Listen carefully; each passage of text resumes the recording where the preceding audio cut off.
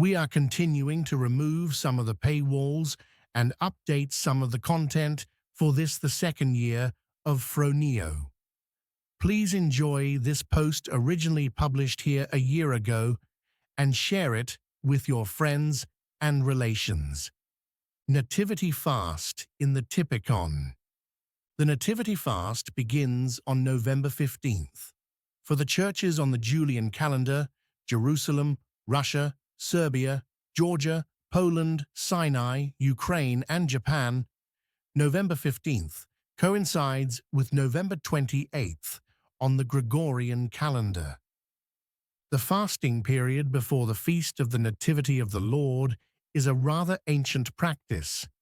However, until the year 1166, this period consisted of only 1 week, an echo of which is still present in the fact that the rules for the last week of the Nativity Fast are different from those of the preceding weeks. The Armenian Church, which has not been in communion with Constantinople since the 5th century, continues to observe only 1 week of fasting, as well as to celebrate Nativity and Theophany as one feast on January 6th, New Calendar, or December 24th, Old Calendar, as was the universal practice prior to the 5th century. Instructions for keeping this fast are outlined in the Typikon chapter 48, in a note for November 14th. For tomorrow, we begin the fast for the Nativity of Christ, the Holy 40 Days. In this 40-day fast, in every week, we must keep 3 days fasting from oil and wine, Monday, Wednesday, and Friday. There are also plentiful celebrations for great saints, which allow for oil and wine if the date falls on a Monday, Wednesday, or Friday, and for fish if it falls on a Tuesday or Thursday, for the love of the saint, because of his feast. Fish is served on the Feast of the Temple, also known as the Parish Feast, Altar Feast, etc., as well as on the Feast of the Entrance of the Theotokos into the Temple, regardless of what day of the week it happens to be. Chapter 33 of the Typikon offers the following clarification. For in the fast of the Apostles and of Christ's Nativity, on Tuesday and Thursday, we do not eat fish, but oil and wine only. On Monday, Wednesday, and Friday, we eat neither oil nor wine, but fast until the 9th hour, 3 p.m., and eat dry foods, Xerophagy, on those days. On Saturdays and Sundays, though, we eat fish. Let us discuss some practical applications of these instructions. The number of meals per day. First, it must be noted that the Typikon prescribes ascetic moderation generally as a matter of lifestyle, not only during some periods in the year. For example, in chapter 35, the Typikon offers the following pattern for Saturdays and Sundays and feasts of the Lord and weekdays of the whole year, except the season of Pentecost. On Sunday and the feasts of the Lord, it is befitting to eat 3 meals, on the eve, 2, on other days of the week, on Tuesday, Thursday, and Saturday, 2, on the eve, 1. In other words, 1 meal is eaten on Mondays, Wednesdays, and Fridays, 2 meals on Thursdays and Saturdays, and 3 meals on Sundays and great feasts. However, later in the same chapter, there appears to be a small contradiction as only 2 meals are prescribed on Saturdays and Sundays from All Saints' Day to the Apostles' Fast, and 1 meal at 3 p.m. on other days of the week. The rule reverts to 2 meals on Tuesdays and Thursdays for the period from the Apostles' Fast until the Dormition Fast. It is also specifically noted that the second meal consists of leftovers from the first. In other words, the rules for the Nativity Fast seem to describe more of a period of feasting rather than fasting, especially as punctuated by the more liberal allowance of oil and wine compared to some other times of the year. Xerophagy. As we discussed above, on Mondays, Wednesdays, and Fridays of the Nativity Fast, xerophagy, or dry eating, is to be practiced. There are many myths that surround this alien-sounding term. One source, for example, insists that coffee is not allowed on the days of xerophagy. Well, what can one say? An angel once told Saint Pachomius the Great, the founder of Cenobitic monasticism, to allow each of the brethren to eat and drink as they need. Do not forbid either to fast or to eat. One may certainly do as he pleases, or as it pleases one's abbot, for those of the monastic persuasion, or wife for those who are married. See 1 Corinthians 7, verse 33. But coffee is not specifically mentioned in the Typikon, and neither is tea. A mixture of vinegar and honey, however, is mentioned as an acceptable drink for xerophagy. Despite the literal implication of the term, xerophagy does not exclude water and other liquids.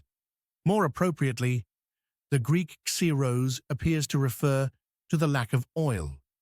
Even plain boiled vegetables are allowed in some traditions, and bread, an obviously cooked food, is allowed by the Typikon. Chapter 35 of the Typikon says the following about xerophagy.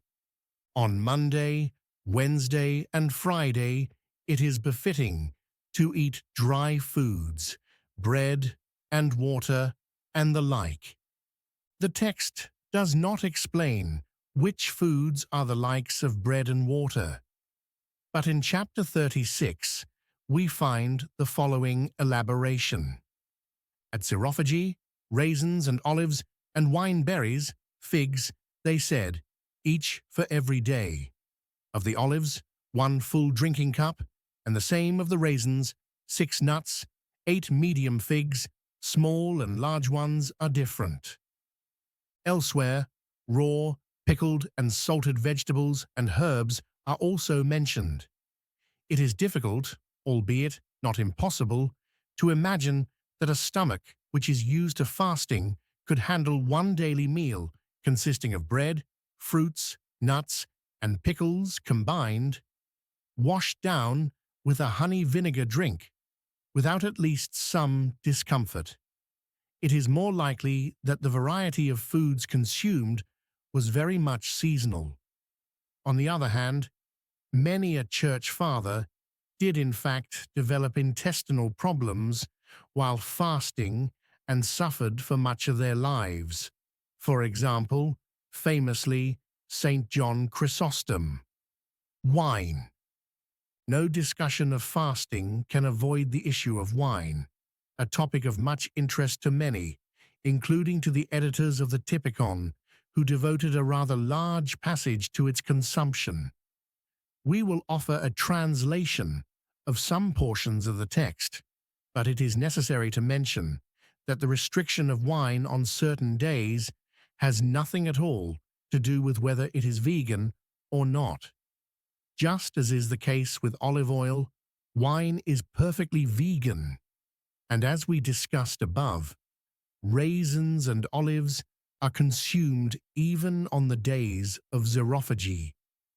Moreover, while the Typikon is well aware of the effects of alcohol on an occasional hapless monk, it may not be the alcohol per se that restricts the use of wine.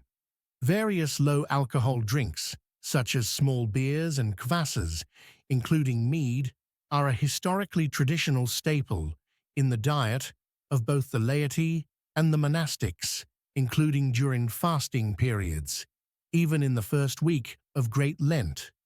See Chapter 32 of the Typikon regarding fasting on Tuesday of the first week. Compare to the mention of kvass, whether honey or grain, in a note in the Lenten Triodion for Great and Holy Saturday of Passion Week. This is a very large topic, which will be explored in more detail in a future post, but it may not be a coincidence that wine and oil are either allowed or prescribed together for the purpose of fasting, and also happen to be consecrated together and distributed to the faithful at the liti or litia for a feast day. Thus, the prescription against wine and oil on certain days may not be purely dietary in nature. For if it were about ethanol or fatty acids, then small beers, kvases, nuts, avocados, and tahini would also be prescribed. But then, how would Greek monks dress their salads? Jokes aside, the Typikon treats wine with all seriousness.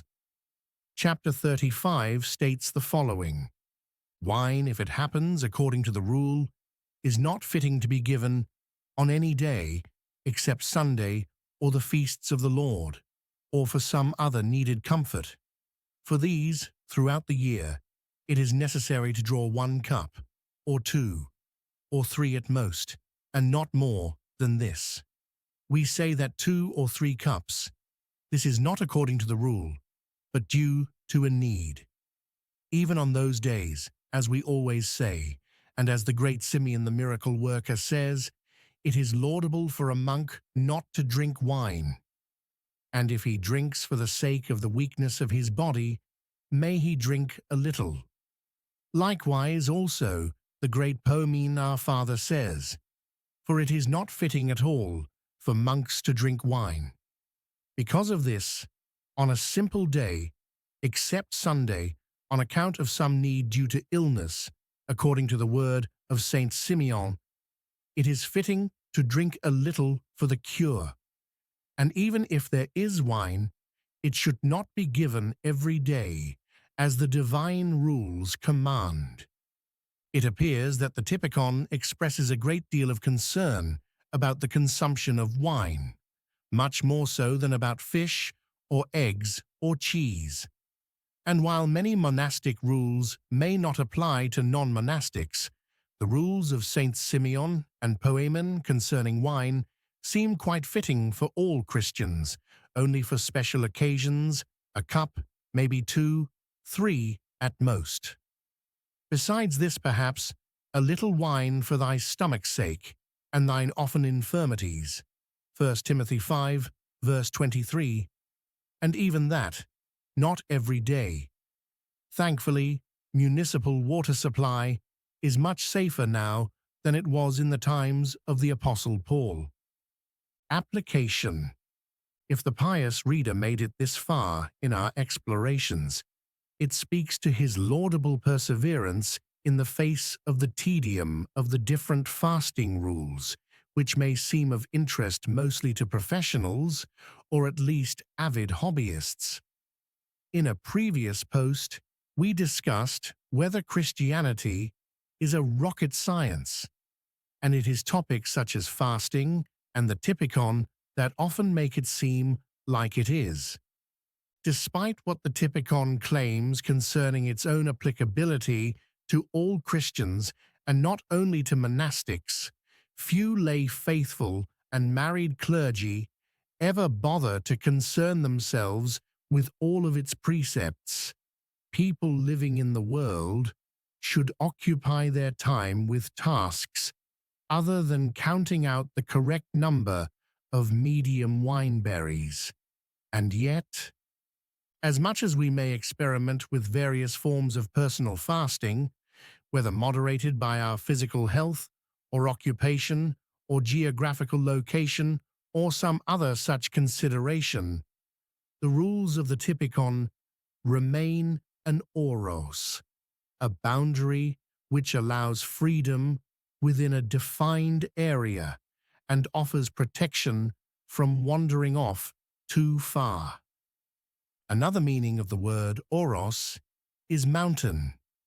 We may wonder, but if the mountain is no longer visible, not even on the horizon, it may be time to head back. The most difficult task for lay people when it comes to fasting should be the task of discerning whether a deviation from the rule is due to a real need or to gluttony or another similar weakness.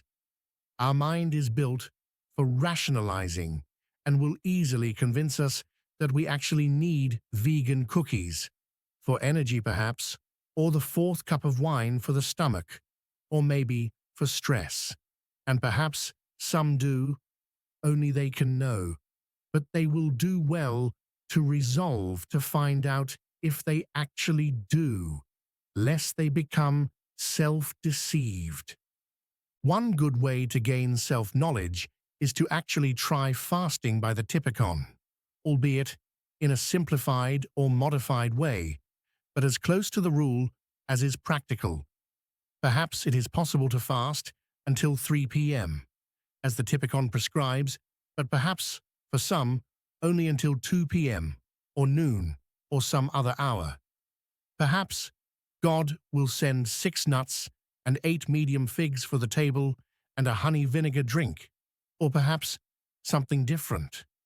The only way to find out where one's personal boundary lies is to get close to it and to touch it.